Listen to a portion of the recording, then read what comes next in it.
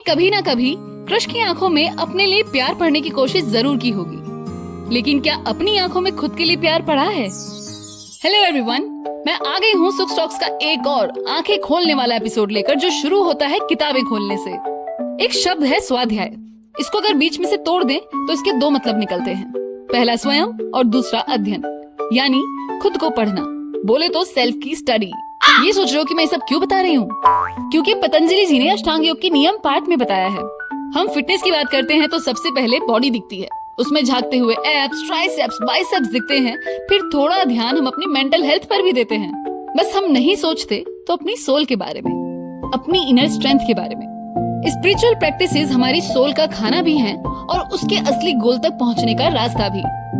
आपने सुना होगा कि बुक्स किसी भी इंसान की दोस्त होती हैं और उसकी गुरु भी। बिल्कुल सच बात है।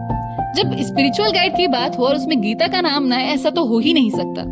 गीता के चैप्टर 16 और 17 दोनों में ही स्वाध्याय को एक्सप्लेन किया है स्पीच के डिसिप्लिन के रूप में। योग सूत्र के साथ साथ तैत्तिरीय उपनिषद, विष्णु स्मृति, छांदोग्य उपनिषद, वशिष्ठ धर्मशास्त्र, बुद्धायन धर्मशास्त्र जैसे कई स्क्रिप्चर्स में अलग अलग तरीके से स्वाध्याय को एक्सप्लेन किया गया है।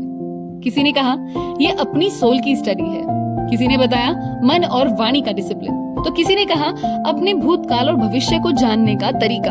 मतलब मोटी मोटी बात यह है कि स्पिरिचुअल जर्नी का एक बेहद इम्पोर्टेंट पार्ट है पढ़ना या खुद के मन पर ध्यान देना। आपने शायद नोटिस किया हो, जब हम टीवी पर या सोशल मीडिया पर कुछ देखते हैं तो बीच बीच में उसमें एडवर्टीजमेंट्स आते हैं और वो तब तक आते रहते हैं जब तक प्रोडक्ट हमारे दिमाग में बैठ ना जाए। भले ही हम वो बहुत जोर से स्किप करना चाहें, पर फिर भी दिमाग में बैठ ही जाता है क्योंकि रोज बार बार दिखाया जाता है। इसीलिए स्पिरिचुअल बुक्स, एंशिएंट स्क्रिप्चर्स को बार बार पढ़ने के लिए कहा जाता है।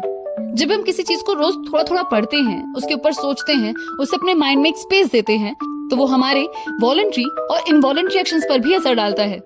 मतलब ये कि हमारे वेद और शास्त्र एक टीचर की तरह हमें गाइड करते हैं कि हम अपनी डेली लाइफ में भी स्पिरिचुअलिटी को कैसे डेवलप करें। पहले समय में ज्ञानी लोग शास्त्रार्थ यानी डिबेट किया करते थे ओवर वेरियस स्पिरिचुअल टॉपिक्स, जिसे सुनने के लिए राजा, प्रजा, महाराजा सब इकट्ठे हुआ करते थे। समय बदला, डिबेट्स की जगह सत्संग होने ले ली।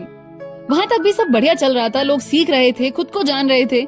समय और बदला, उन सत्संगों को मंदिरों तक ही सीमित कर दिया गया। आज हाल ये है कि स्पिरिचुअल सेशंस के नाम पर बहुत कम लोग हैं जो उसका मतलब समझा पाते हैं। ज्यादातर जगहों पर रिलीजन को ही इंसान की स्पिरिचुअलिटी समझा जाता है। जब मैं छोटी थी तो आप लोगों की तरह रामायण, महाभारत, शिव जी, कृष्ण, इन सब की रिलीजियस स्टोरी सुन सुनकर ही बड़ी हुई, जिससे एक पर्सनैलिटी बनने में मदद मिली। लेकिन उस पर्सनालिटी को डेवलप करती है स्पिरिचुअलिटी। जरूरी है हम पौराणिक कथाओं को जानें, रिलीजियस बिलीफ्स को समझें, लेकिन उतना ही जरूरी है कि स्पिरिचुअल बुक्स को भी पढ़ें, क्योंकि पुराने समय में जो हुआ उनसे तो हमने सीख लिया, लेकिन अब आगे क्या? आज की प्रॉब्लम्स का सोल्यूशन कौन देगा? इसी क्वेश्चन मार्क को हटाते हैं हमारे वेदों के इजी ट्रांसलेशंस, जिन्हें योग गुरुओं ने ट्रांसलेट किया। इन वेदों में लाइफ के हर एस्पेक्ट को लेकर सोल्यूशंस छुपे हैं। जो सुनने को मिले तो बहुत अच्छा, लेकिन ना मिले तो उन्हें पढ़ा जाए। और किसी कारण पढ़ भी ना पाओ तो रोज थोड़ी देर शांत अकेले बैठना और खुद को सुनना, समझना, अंदर की वो कमियां जो आपको रोकती हैं उनको एनालाइज करना, बुरी आदतें, डिस्टर्ब माइंडसेट या जो भी एथिकली सही नहीं है उन्हें दूर करना, ये स्वाध्याय है, क्योंकि इसी से मन साफ होता है। कहते हैं ना, हमारे अंदर ही हर सवाल का जवाब छुपा होता है, तो बस हमें सही सवाल और सही जवाब खोजने की जरूरत है, सब मिलता है। तो बस आज के लिए इतना ही। फिर आऊंगी नई पुरानी सी बात के साथ। तब तक फेसबुक पर मैसेज नहीं, फेस और बुक को पढ़िए। बाय।